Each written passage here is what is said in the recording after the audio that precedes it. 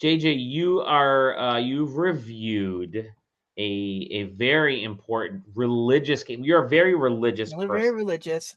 Everyone knows me and my boy Jesus. He's there for me. Uh, yeah, Indika. I don't know what to say about this game. Um, you so it's like late 19th century, early 20th century Russia, Mhm. like alternate history Russia too. You are a nun named Indika. And fucking everybody hates your guts, man. Uh, you start off like at the monastery, and everyone's just like What? you're like get the fuck away from us. Uh, to go do these menial things. There's this one like early on in the game, you have to do this thing where you're like filling a whiskey barrel with water, basically from Mhm. like pumping it like bucket at a time from a well to this barrel, and you're just walking back and forth like 10 times. And you don't have it, they Jeez. haven't unlocked run yet, so uh,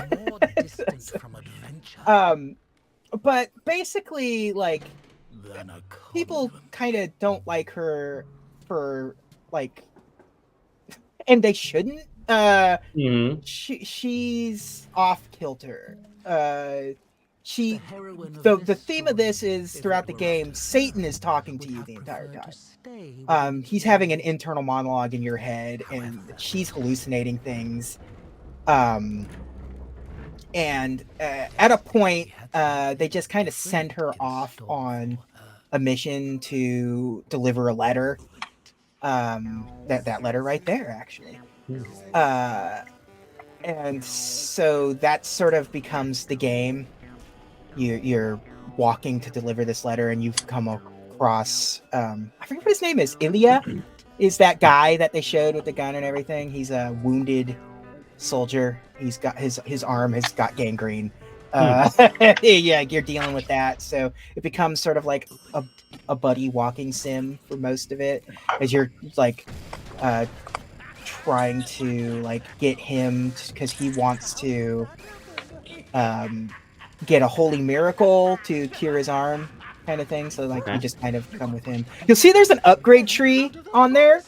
So like when you do things like pray over a dead body or light candles that you find in rooms, and like do various find religious artifacts or whatever, like religious texts or whatever, you get these things and you can use them to like upgrade things, but like there's no combat in the game and there's really no skills, so it's all pointless. Like it's Hmm. like in a sense like it's all just like uh it's just busy work. Like it's her doing her godly duties kind of thing.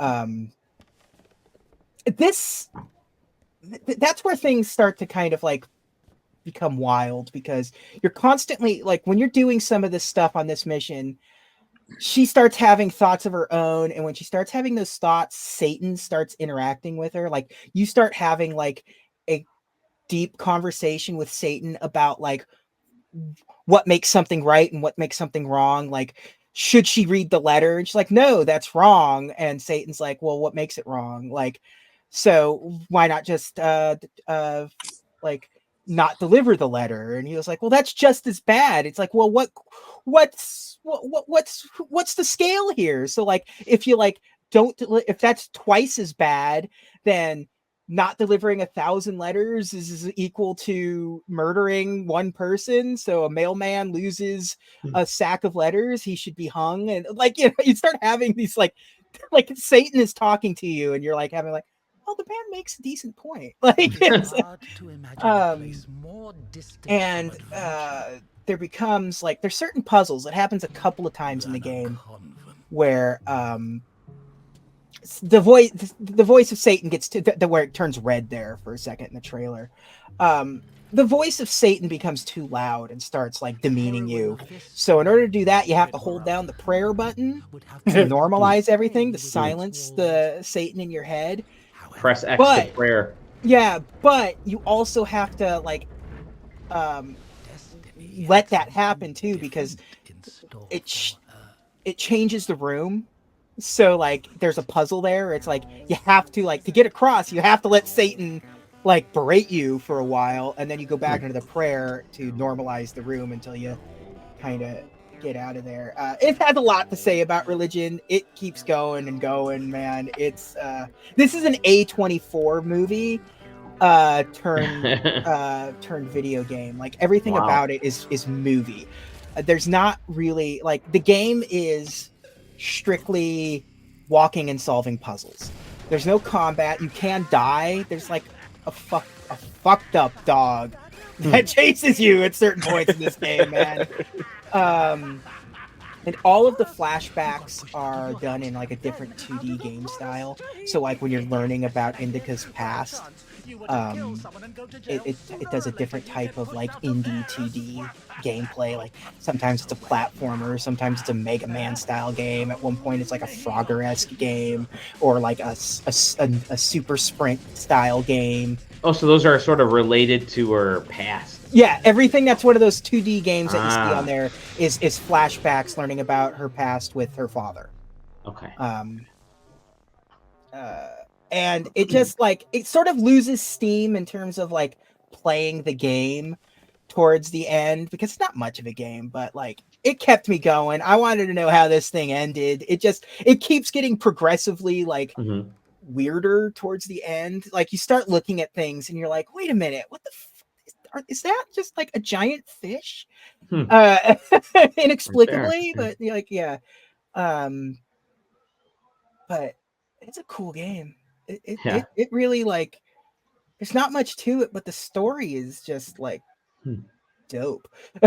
Like this jumped up in like a front like a contender for like one of my favorites that I've played this year so far.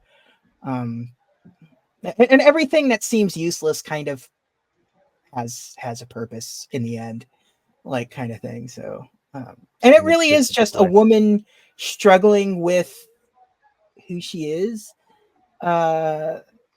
like with the decisions, what choices she's made up to this point, what her past led her to, her leading to the monastery and where that goes. It's cool. It's like you could tell it's a Russian game, like, and it has a lot of that Russian storytelling and aesthetic going for it. So yeah, I recommend it. It's only like 2.5 hours long. Perfect length for someone like me. Yeah. 11-bit does these cool games that kind of focus on, Eastern Europe and parts of the world. Yeah, and this is the kind of thing that I think Druckmann wants to make. Like, because like it's a good story. It's a genuinely good story, and the gameplay that's there benefits the story. Which has just never been his strong suit, although he thinks it is. Like, so yeah.